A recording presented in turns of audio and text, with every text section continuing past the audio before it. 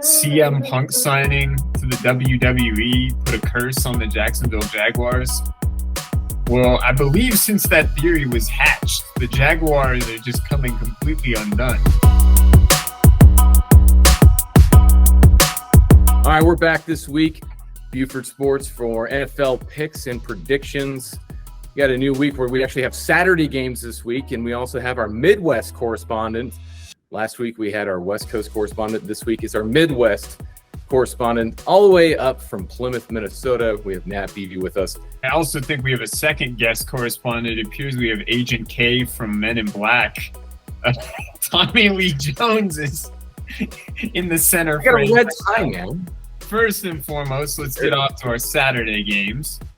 So we have the Vikings and the Bengals, and I think we got to go out to Nat for expertise on this one. Nat, you suffered through a 3-0 game last week. What can we expect this go around?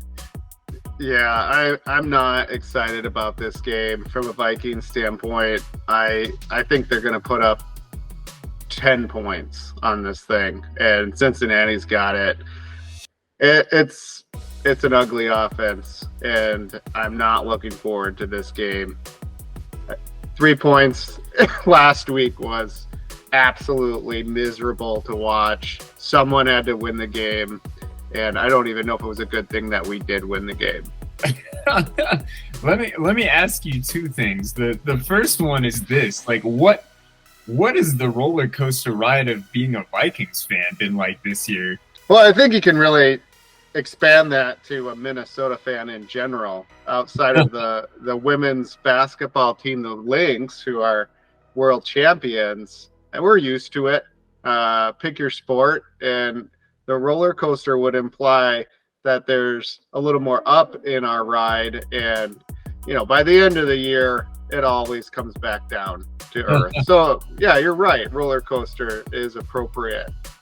Yeah, the Wolves are trending up at least, so you do have that going on. That's true. That's a good ticket in town. And actually, after we fired our hockey coach, the Wild got a little spark as well. We'll see how long that lasts for. Yeah. So I'm going to go ahead and just say I'm going to take Cincinnati in this one. I truly think that the Bengals have a lot to play for here. Browning's playing very well right now. And also Nick Mullins, I'm selling. If there's a buy and sell feature on this, I'm selling Nick Mullins. The move from Josh Dobbs, although it was a soccer game last week over in Vegas, I'm going to go ahead and say Nick Mullins doesn't get the job done this week, and they have not resolved any of the problems that they have on that offense. And Madison is probably going to be out this game, leaving Ty Chandler to fill in, and just haven't seen a lot of production out of that backfield this year. How bad is the AFC playoff picture that it's like Mullins versus Browning for a playoff spot? You know what? Like, if Minnesota had anything resembling like continuity at the quarterback position, I would probably take the Vikings here. But I'm gonna agree. The Bengals right now are on some sort of a roll. I still don't really buy Browning as like a playoff option here, but I think Cincy takes a step. I don't know that they're a playoff team, but they're going to win this week. So we'll go Bengals. I think that's a clean sweep for the Bengals, right? Even from the Minnesota guy. Yes. Even from the Minnesota guy. There's your vote of confidence. So we stay with the Saturday games. The next one, and this one has huge playoff implications for both conferences. The Denver Broncos go out to Detroit and play the Lions. Nat, what do you got? You've probably seen the Lions a couple times. I think the Lions bounce back. I'm going to take Detroit on this one at home. With Minnesota but chomping behind them, I think they get back and get in the win column this week. Sure. Yeah, on this one, Mike, I gotta go with Detroit on this one. There is rumors out there that Dan Campbell is saying Sean Payton has said that he is going to embarrass the Lions when he comes out. We'll see if that actually holds true. Lions haven't been playing very good football lately, though. That's the, kind of the wild card here. I do think the Broncos have obviously a lot to play for. This is their toughest game, I think, in the remaining schedule. I think they dropped this over at Ford Field? They dropped it over in Detroit and unfortunately make their playoff hopes a little harder to achieve. What are these rumors? Are we in junior high again? Someone pass you a note? Yeah, yeah, they're gonna go fight in the McDonald's across the street from Ford Field before the game. You know what? I think intuition would say to pick Detroit here, but the Lions are slumping. Denver is playing pretty solid football. Really let the Texans game slip away, or else this would be a 7-game winning streak for the Broncos. And here's a really odd thing. If Denver wins this game, they have a decent shot at winning out and finishing 11-6. I'm not sold that Russell Wilson has been that great, but if Denver does end up going like 11-6 and this is a game Wilson gets them through, is he like a legit MVP candidate? It's a bizarre thing to ponder, but he might be at that point. So I'm going to pick Denver. I think the Broncos are getting through. I think Wilson ends up with something like 3 touchdowns and 1 interception, and it opens the door for a weird conversation in a future episode. Because that's ridiculous. However, is it really that? The best quote I've seen all week on the Broncos subreddit is on week 7, God gave Russ back his frying pan and told him to cook. I told you week 1 when we did this thing, Russ was going to get it cooking. Yeah, let me say this before we move on with the Broncos. This team has a remarkable stretch of drafting tight ends that just get injured right away and just never see the field or make an impact. Like, going back, they had Hireman, they had Jake Butt, they had Noah Fant, they had Albert O.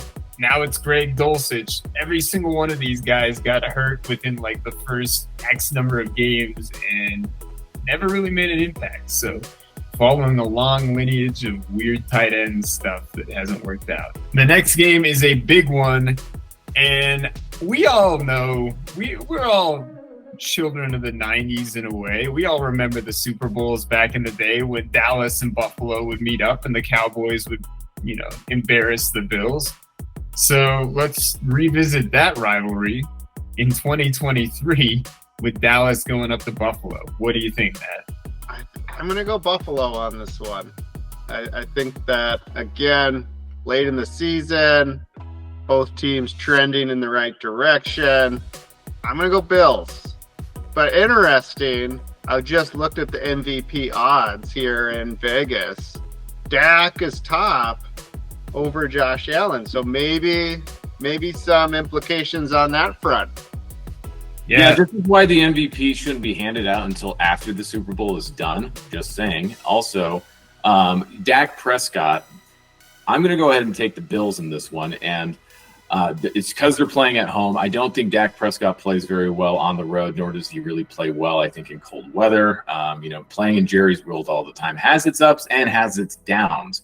But when you watch this game, turn up the game a little bit. Just turn up the volume, and I promise you, every time you see an offensive snap from the Cowboys, all you're going to hear is, "Here we go! Here we go!" Every single time, because that snap count that Dak Prescott's doing now is just absolutely atrocious. It sounds horrible, and that's the only thing I can ever hear when I'm listening to Cowboys games. Here's the thing. Allen would be an MVP candidate if not for turnovers, which he struggled with this year. Dallas has the best pass rusher in football in Parsons, which is a combination for turnovers ordinarily. But Buffalo is playing at home. It does, benefit Allen in that regard. Parsons won't be able to get the same jump that he would at home. This is do or die for the Bills. This is it. If the Bills lose this game, they're done. I'm going to say Buffalo keeps the season alive and wins and keeps their playoff hopes. This was such a dangerous team, and it's so bizarre. They have a good shot at the Super Bowl if they get into the playoffs. They also have a very good shot of missing the playoffs entirely, and I don't think we've been able to say that since the Norv Turner Chargers, which is really weird. But I'm gonna pick Buffalo as well. The Bills stay alive. Let's go Ravens and Jaguars. Another game with big AFC playoff implications. Nat, what do you got? I'm going Baltimore on this one. I think that their defense is going to get them to the victory line. Jacksonville, a little bit of injuries. I don't know how healthy Trevor Lawrence is, and I think I'm going Baltimore on the road. Yeah, I'm going to take the Baltimore Ravens in this one. Unfortunately, I hate making that pick as a Browns fan. Watching Trevor Lawrence play last week, he just doesn't look the same. I know he's coming off that injury and playing through it. I think it might have been better from the Jags' perspective to sit him and see what the backup can do. I just don't see them winning this against really probably the AFC's best team right now in the Baltimore Ravens. Remember a couple of weeks ago when someone came up with this conspiracy theory that the CM Punk signing to the WWE put a curse on the Jacksonville Jaguars? Well, I believe since that theory was hatched, the Jaguars are just coming completely undone. And as ridiculous as that conspiracy theory was, it apparently holds some degree of weight because the Jaguars are going to continue to come unhinged, and they're now teetering close to like falling out of the division lead there.